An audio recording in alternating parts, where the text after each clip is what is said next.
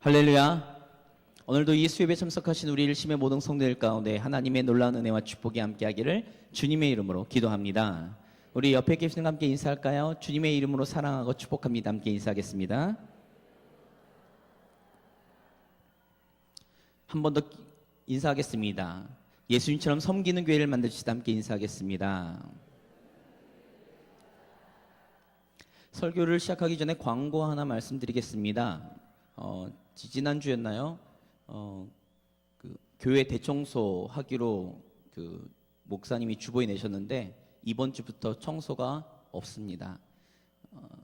네. 그동안 수고해 주신 모든 분들에게 제가 대신해서 대표로 감사하다는 인사 말씀을 드립니다. 오늘 설교를 시작하기 전에 조금 무거운 얘기부터 시작하려고 합니다. 요즘은 TV를 보는 것이 참 두렵습니다. 또한 뉴스를 보는 것이 제 개인적으로는 굉장히 마음이 어렵습니다. 그 이유는 무엇이냐면 하루가 멀다 하고 나오는 그 뉴스들이 정말로 우리가 상상하지 못할 그러한 일들이 너무나도 많이 펼쳐지고 있기 때문에 그렇습니다. 정말로 입에도 담기 어려운 그러한 수많은 죄악들이 오늘 이 시간 우리 사회 가운데 너무나도 많이 팽배해져 있다는 거죠.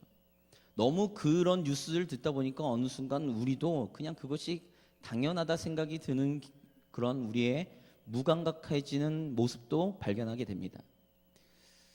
너무나도 수많은 흉악범죄 그런 것들을 보면서 성경을 보니 성경은 마지막 때를 향해 갈 때에 이 세상 가운데 사람이 악해진다라고 이야기하고 있고 죄가 만연해지고 있다라고 만연해져 갈 거라고 예언하고 있습니다. 그러니까 성경적인 관점에서 보면 사실상 지금의 이 사회가 점점 악으로 물들어가고 죄가 만연하고 범죄가 범람하는 것은 정말로 주님이 오신 그 때가 가까워지기 때문에 그런 것이라고 사실 생각이 들기도 합니다. 우리 성도님들은 어떠십니까?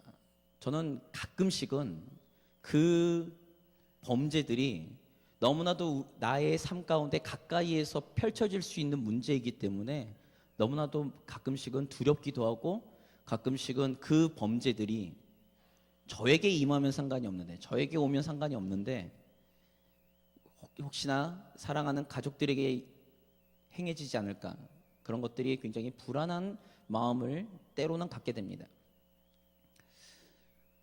그런데 중요한 것은 이것입니다. 우리가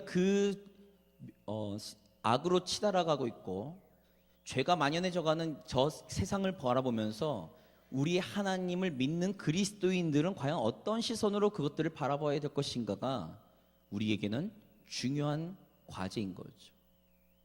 우리 성도님들은 과연 어떤 시선으로 그 세상을 바라보고 계시고 그 죄악이 만연하고 범죄가 범람하고 있는 그 땅 가운데 저 세상 가운데 어떠한 시선으로 지금 바라보고 계십니까?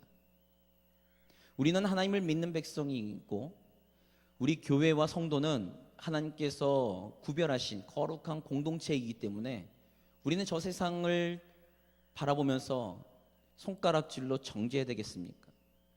아니면 저 세상을 바라보면서 우리는 저 세상과 상관없는 사람들을 그렇기에 우리는 그들과 구별된 사람들이니 우리는 그 세상이 어떻게 치달아가든 간에 상관없이 우리는 그저 우리 안에서 희희낙낙거리며 우리는 하나님만 바라보고 나가야 되겠습니까? 우리 성도님들 과연 어떤 생각을 갖고 계십니까? 우리 성도님들에게 제가 오늘 설교를 하기 전에 한 가지 전제를 말씀드립니다. 한 가지 전제를 말씀드린 게 무엇이냐면 하나님은 우리가 좀 잘못 이해하고 있을 수도 있다는 거죠. 잘못 이해하고 있는 것이 무엇이냐면 분명히 하나님은 우리의 하늘 아버지가 되어주신다라고 성경에 기록하고 있습니다. 그리고 하나님께서 우리 가운데 구원하심과 그리고 우리 가운데 하나님의 그 축복을 누릴 수 있는 복의 통로로서 주님께서 사용해 주실 거라는 약속의 말씀이 반드시 분명히 들어가 있어요. 그런데 하나님은 우리 그리스도인의 하나님이겠느냐라는 생각이 때로는 우리를 교만하게 만듭니다. 우리를 특별한 사람들로 생각하게 만드는 거죠. 우리 성도님들께 제가 묻습니다. 우리 성도님들은 하나님이 우리만을 위한 하나님이라고 생각하십니까? 그렇다면 우리 성도님들은 하나님을 절반만 알고 계신 것입니다. 하나님은 온 우주를 창조하시고 온 우주를 통치하시며 지금도 이 땅 모든 것들을 가운데 하나님의 섭리와 계획하심이 있기 때문에 하나님은 온 우주의 창조주신 만군의 하나님이시라는 사실을 기억하셔야 돼요. 우리만을 위한 하나님이 아닙니다. 하나님의 계획은 우리에게만 속해 있고 우리에게만 향해 있는 것이 아닙니다. 제 말이 좀 이해가 되실지 모르겠지만 그것을 우리가 우리만을 위한 하나님으로 우리가 규정해 버리면 우리 그리스도인들은 굉장히 교만해지고 오만해져 갑니다. 세상이 어떻게 되든 간에 상관이 없습니다. 세상이 어떻게 돌아가든 간에 별로 상관이 없죠. 그저 우리는 하나님께서 주시는 그러한 축복과 자유함과 기쁨 가운데 우리는 그저 희희낙낙거리는 그러한 공동체로, 폐쇄적인 공동체로 전락해 갈 것이기 때문에 그렇습니다. 우리가 이 전제를 깔고 가셔야 돼요. 하나님은 나의 하늘아버지가 되어주시기도 하지만 이 땅을 이끌어 가시는 온 우주적인 통치자 하나님이시라는 사실을 기억하셔야 됩니다. 그것을 우리가 놓치면 안 되는 거죠. 그런데 오늘 본문의 말씀에 이 교만함과 오만함을 가진 사람이 등장합니다. 그의 이름은 바로 요나입니다. 요나는 지금 이 하나님에 대한 올바른 지식이 없습니다. 그는 하나님이 택하신 이스라엘 백성만이 하나님의 백성이고 나머지 이방인들은 하나님의 저주 아래, 하나님의 징벌 아래, 하나님의 심판 아래 멸망받아도 된다고 생각하는 그러한 사람이었습니다. 그것이 왜 그렇습니까? 이스라엘이 가지고 있는 오만함 중에 선민 사상 중에 가장 중요한 부분이 뭐냐면 하나님이 이스라엘의 하나님만 되신다는 사실을 그들은 인정했기 때문에 그렇습니다. 그러니 하나님이 선택하신 백성이었던 이스라엘을 제외한 나머지 사람들에게 대한 하나님의 계획은 관심도 없습니다. 어떠세요? 우리 성도님들. 오늘 본문의 말씀을 차근차근히 주회와 강해를 통해 나아갈 것입니다.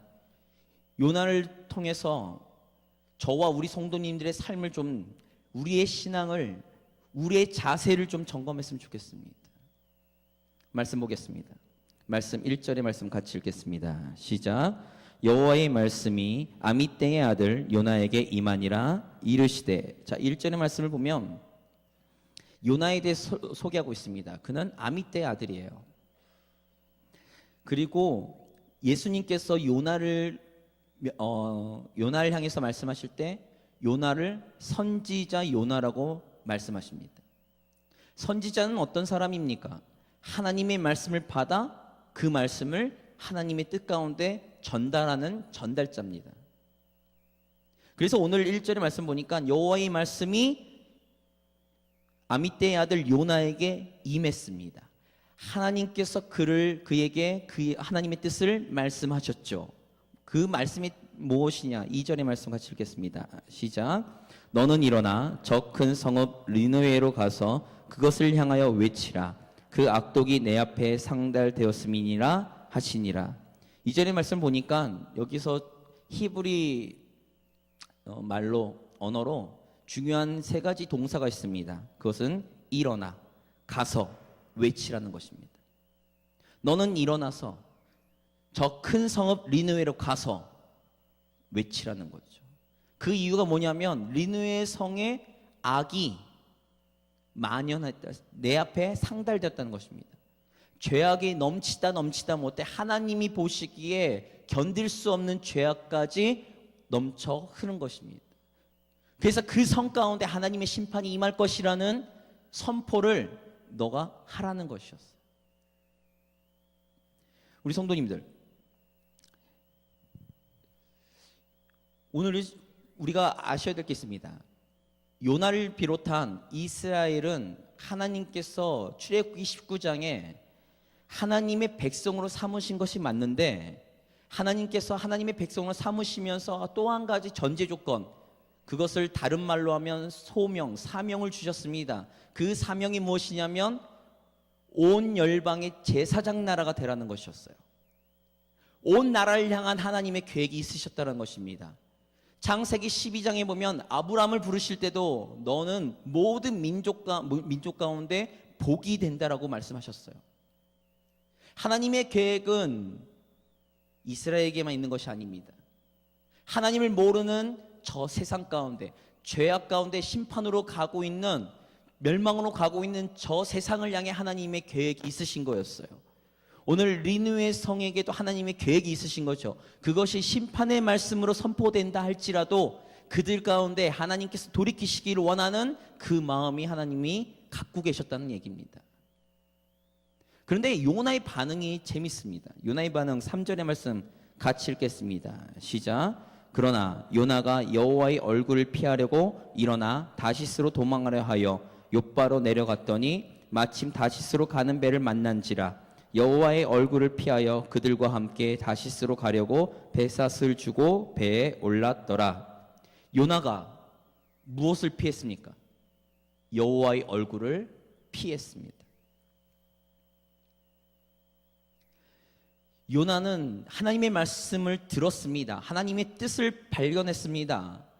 근데 요나는 지금 하나님의 얼굴을 피해 도망가는 거죠.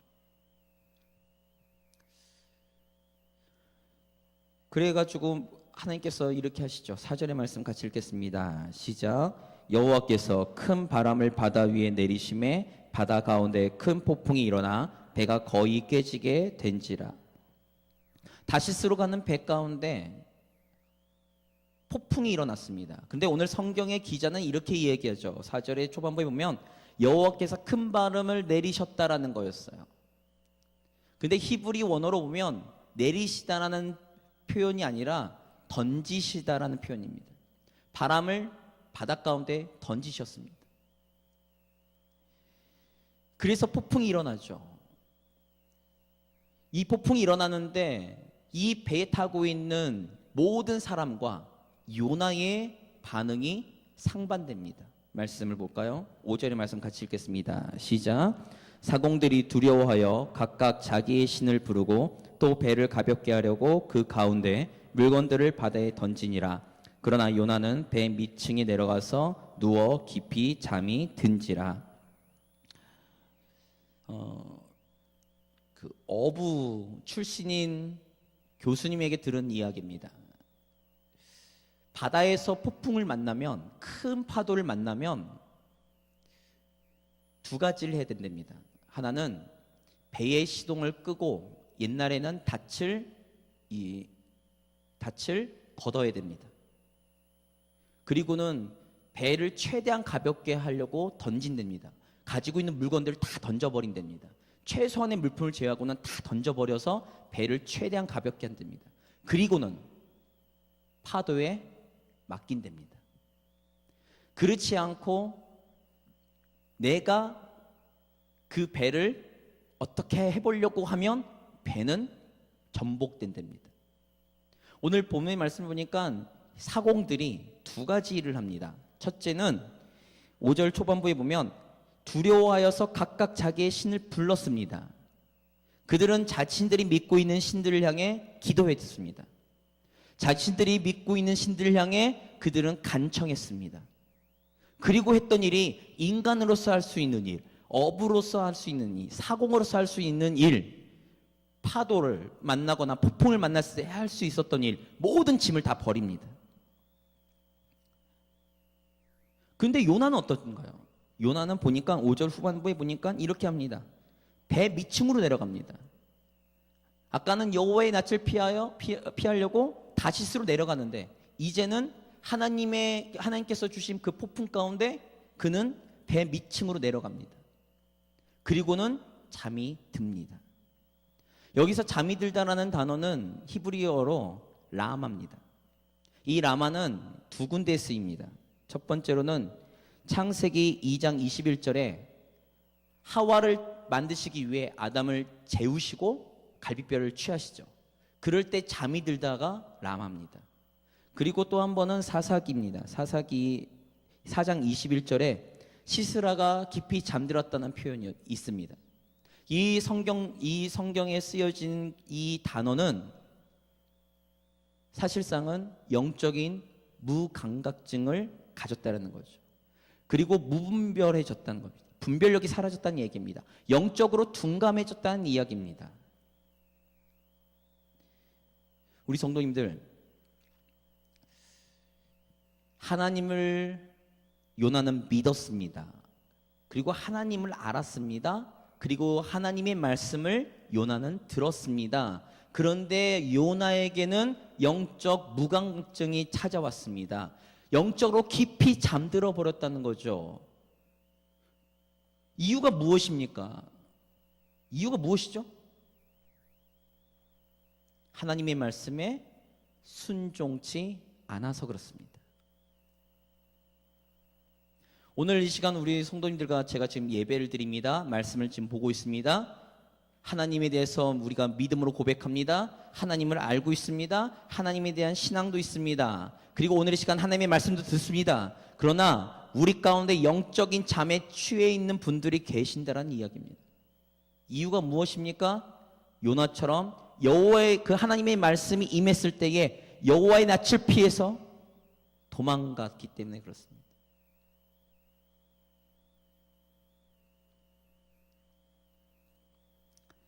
이 요나를 보면서 선장이 이렇게 얘기합니다. 5절의 말씀 6절의 말씀입니다. 같이 읽겠습니다.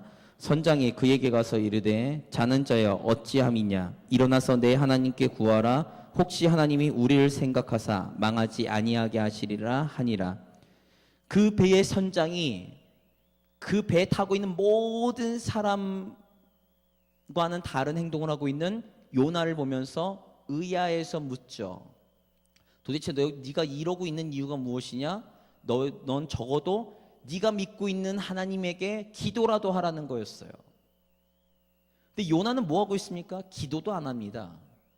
다른 사공들과 다른 사람들은 자신들이 믿고 있는 신들을 향해 기도하는데 온 땅을 창조하신 하나님, 그를 믿고 있는 요나는 기도조차 하지 않고 있는 거죠. 도저히 자신들의 힘으로는 감당할 수 없으니까 이 사공들이 이렇게 얘기합니다. 7절의 말씀 같이 읽을까요? 같이 읽겠습니다. 시작. 그들이 서로 이르되 자 우리가 제비를 뽑아 이 재앙이 누구로 말미암아 우리에게 임하였나 알아보자 하고 곧 제비를 뽑으니 제비가 요나에게 뽑힌지라. 고대 근동에서는요 신의 뜻을 알기 위해서 제비를 뽑았습니다. 성경에서도 그러한 표현이 나오죠. 하나님의 뜻을, 그러니까 잠언 16장 33절에 제비는 사람이 뽑으나 그것을 결정하시는 것은 하나님이라고 지금 기록하고 있습니다.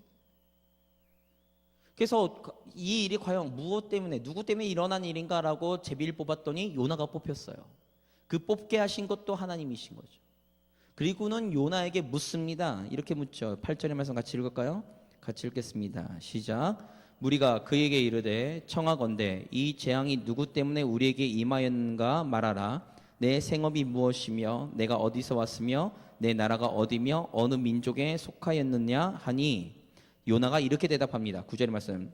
그가 대답하되 나는 히브리 사람이요 바다와 육지를 지으신 하늘의 하나님 여호와를 경외하는 자로라 하고 9절에 요나가 자신을 이렇게 소개합니다. 나는 히브리 사람이요 바다와 육지를 지으신 하늘의 하나님 여호와를 경외한다라고 이야기하고 있습니다. 저는 사실 이 본문을 보면서 걸리는 단어가 있습니다. 그 걸리는 단어가 뭐냐면 경외입니다. 요나는 자신은 하나님을 경외하는 사람이라고 이야기하는데 오늘 본문의 말씀을 아무리 뜯어봐도 요나는 하나님을 경외하지 않고 있습니다. 경외가 무엇입니까? 사전적인 의미로는 종교적인 단어입니다. 신 앞에 쓴, 창조주 앞에 서 있는 피조물, 그 사람이 느끼는 두려움과 떨림이 바로 경외입니다. 그런데 요나는 지금 입으로는 하나님을 경외한다고 이야기하고 있는데 그의 삶의 전반에는 하나님을 경외하고 있지 않습니다. 그는 하나님을 두려워하고 있지도 않고요. 하나님을 떨림으로 그는 그 하나님의 말씀 앞에 서 있지도 않습니다. 저와 우리 성도님들, 우리가 입으로 고백하는 것 중요합니다. 입으로 신뢰하는 것 중요합니다. 입으로 하나님을 경외하며 하나님 앞에 예배하며 하나님 앞에 찬양하며 하나님께 기도하는 것 너무나도 중요합니다. 그러나 우리의 삶이 정말로 그렇게 하나님을 경외하며 살고 있는지를 돌아보셔야 됩니다. 우리의 삶의 전반이 하나님을 정말로 경외하고 있는지 정말로 점검하셔야 되는 거죠. 요나를 보십시오. 요나는 입으로는 경외한다고 이야기했지만, 하나님을 경외한다고 이야기하지만, 그는 이 뒷부분을 보면 자신을 바다에 던지라고 이야기합니다. 바다에 던지는 것은 사실상 하나님의 심판입니다. 그런데 그는 하나님의 심판 앞에 선다 할지라도 그는 그의 뜻을 굽힐 생각이 전혀 없습니다. 그것이 하나님을 경외하는 사람의 모습이냐 했을 때 성경에서는 그것은 하나님을 경외하는 모습이 아니라고 이야기하고 있죠. 우리 성도님들은 어떻습니까? 우리는 정말로 하나님을 두려워하며 경외하고 계십니까? 우리는 입술로는 그렇게 고백하고 있는데 우리의 삶 가운데는 하나님과 전혀 상관없는, 하나님의 말씀과 전혀 상관없는 우리의 삶을 살고 있지는 않냐 이거죠. 우리를 향한 하나님의 계획이 있으심에도 불구하고 말이죠, 그 계획은 전혀 상관없는 내 생각대로 살고 있는, 그러면서 우리는 종교적인 제의를 통해, 종교적인 예배를 통해 하나님께 입술로 고백하며 신앙 고백하고 있는 그러한 요나와 같은 모습은 갖고 계시지 않습니까? 그러면서 요나가 이렇게 얘기합니다. 10절의 말씀 같이 읽을까요? 자기가 여호와의 얼굴을 피함인 줄을 그들에게 말하였으므로 무리가 알고 심히 두려워하여 이르되 내가 어찌하여 그렇게 행하였느냐 하니라. 10절의 말씀의 반응은 지금 이 폭풍이 요나가 이야기하기를, 이 폭풍은 내가 하나님의 얼굴을 피하였기 때문에, 하나님의 말씀에 순종치 않고 내가 도망했기 때문에 이 폭풍이 왔다라고 이방 사람들에게 이야기하는 것입니다. 참 당당합니다. 지금 이 폭풍이, 배를 삼킬 것 같은 이 폭풍이 왔는데 이 폭풍이 나 때문에 왔다는 거예요. 내가 여호와의 얼굴을 피해서 도망갔기 때문에 왔기 때문이라고 이야기합니다. 그런데 오늘 본문의 말씀을 보니까 하나님을 믿지 않는 이방 사람들은 하나님을 경외하고 있습니다. 그 표현이 무엇인 줄 아십니까? 10절 중반부 이하를 보시면 무리가 알고 심히 두려워하여 이르되, 도대체 내가 왜 그렇게 행하였는 거죠? 요나의 그 얘기를 듣고는 이방 사람들이 두려워하기 시작했습니다. 이것이 경외이죠. 그런데 지금 요나는 하나님을 경외한다로 입술로는 얘기하지만 경외하지 않고, 하나님을 모르고 있는 이방 사람들은 그 이야기를 들음으로 하나님을 경외하기 시작합니다. 두려워하는 거죠. 그러고 난 다음에 11절 말씀 같이 읽겠습니다. 같이 읽습니다. 시작. 바다가 점점 흉용한지라 우리가 그에게 이르되 우리가 너를 어떻게 하여야 바다가 우리를 위하여 잔잔하겠느냐 하니, 점점 파도는 높이 치고 있습니다. 그랬더니 무리가 이렇게 얘기하죠. 도대체 우리가 너를 어떻게 해야 되겠느냐? 그랬더니 요나가 이렇게 얘기합니다. 12절의 말씀. 그가 대답하되 나를 들어 바다에 던지라. 그리하면 바다가 너희를 위하여 잔잔하리라. 너희가 이 큰 폭풍을 만난 것이 나 때문인 줄 내가 아노라 하니라. 이 폭풍을 만난 것은 나 때문이라는 거죠. 그래서 어떡하라고요? 나를 들어서 바다에 던지라는 것입니다. 요나는 하나님께로부터 받은 자신의 생명도 소중하지 않았습니다. 제가 왜 이 얘기를 하는지 나중에 설교 후반부에 들으시면 아실 겁니다. 요나는 자신의 생명도 소중하지 않았어요. 자신 때문에 이 폭풍이 왔음에도 불구하고 그는 바다에 오히려 자신을 던지라고 이야기합니다. 이 이야기를 들은 사람들은 이렇게 반응합니다. 13절의 말씀 같이 읽을까요? 그러나 그 사람들이 힘써 노를 저어 배를 육지로 돌리고자 하다가 바다가 그들을 향하여 점점 더 흉용함으로 능히 못한지라. 13절의 말씀을 보면 요나가 나를 바다에 던지면 바다가 잔잔해질 겁니다. 나를 던지세요 라고 얘기했더니 그 사람들이 그 말을 듣고는 어떻게 합니까? 멈췄던 노를 다시 손에 붙잡고 노를 저어 육지로 향해 갑니다. 요나는 자신의 생명이 소중하지 않았는데 이방 사람들이었던 이 사람들은, 사공들은 요나의 생명이 귀했습니다. 그리고는 바다에서 육지를 향해 배를 저어가는데 도저히 자신의 힘으로는 안 되는 거예요.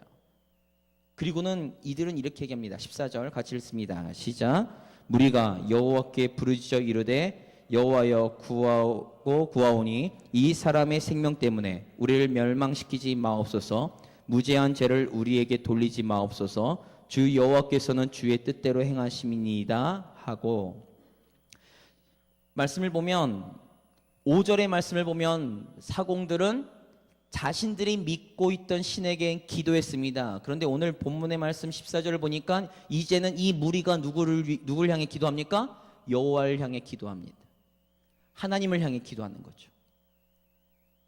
그리고는 요나를 바다에 던졌더니 바다가 그칩니다.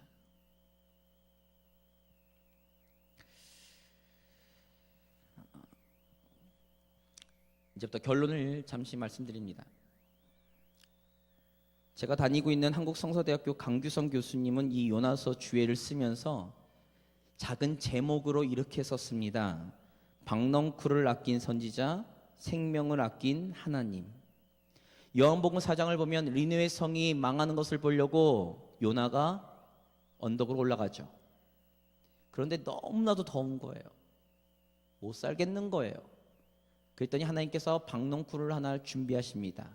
박넝쿨을 준비하시고는 그를 덮으시죠. 조그마한 그늘가 아래 그는 쉬면서 니느웨 성이 망하는 것을 지켜보려고 관람하고 있습니다.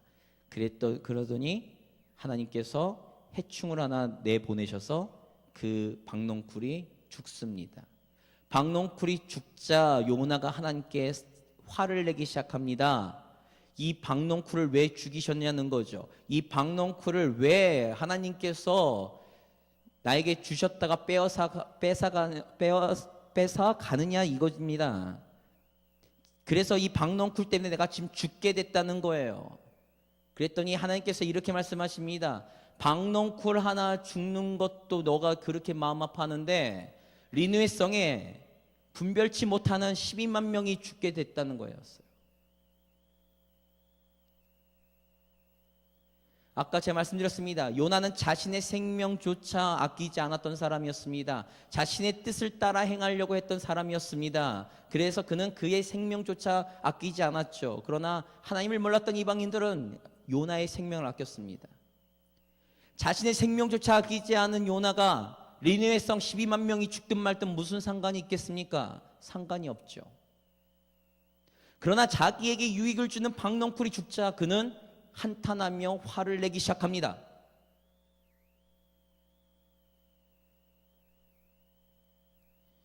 하나님은 이 땅에 예수님을 더디 보내시는 이유가 무엇입니까? 조금 더 많은 생명과 많은 영혼이 하나님을 영접하고 구원받기 위해서 기다리고 참고 계시는 겁니다. 그런데 우리는 거기에는 관심이 없습니다. 박넝쿨을 통해 유익을 얻었던 요나가 그것이 사라지자 그것을 향해서 화를 냈던 것처럼 오늘 시간 우리의 유익을 위해, 우리의 삶의 안위를 위해 우리는 지금 하나님 앞에 화를 내고 있지 않고 있습니까? 예수님은 이 땅에 한 영혼을, 온 인류를 구원하시기 위해 이 땅에 오셔서 십자가에 달려 돌아가시고 죽으셨습니다. 그리고는 부활하셨죠. 그리고는 새로운 구원의 길을 여셨습니다. 그런데 우리는 내가 구원받았으니 이제 더 이상 관심이 없어지고 있지는 않습니까? 예수님께서는 과부와 고아와 소외된 자들을 향해서 예수님께서는 항상 그들을 향해 도움의 손길들을 내미셨습니다. 그러나 우리는 그것에는 관심이 없지는 않습니까?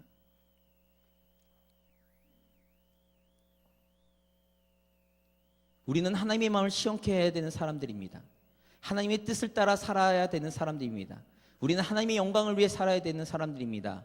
우리는 입으로는 그렇게 고백하고 있습니다. 그러나 우리의 삶은 어떻습니까? 그렇게 살고 계십니까?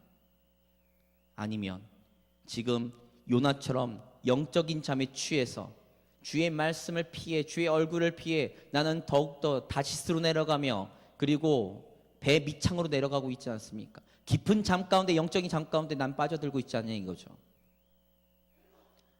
오늘 시간 요나가 누굽니까? 바로 접니다. 제가 요나죠. 이 시대의 요나인 것입니다. 주의 마음에는 관심이 없는, 우리가 요나와 같이 영적인 깊은 잠을 자고 있다면 오늘 이 시간 성령님께서 우리의 영혼을 깨워주시기를 간절히 기도합니다. 오늘 시간 우리가 영적인 무감각증이 있다면 성령님께서 회복시켜 주셔서 우리의 영적인 감각을 다시 한번 회복시켜 주시기를 기도합니다. 우리가 하나님의 얼굴을 피해 도망가고 있다면 그 걸음을, 우리의 발걸음을 돌이키셔서 하나님의 얼굴을 구하며 주의 영광을 위해 사는 그러한 성도가 되기를 간절히 소망합니다. 오늘 이 시간 믿음으로 아멘한 모든 성도들 가운데 성령님께서 강하게 역사하셔서 우리의 삶 가운데 하나님께서 말씀의 능력이, 복음의 능력이 하나님의 영광을 위해 사는 그러한 삶이 될 수 있게 도와주시기를 기도합니다. 잠시 우리가 같이 말씀을 듣고 기도하겠습니다.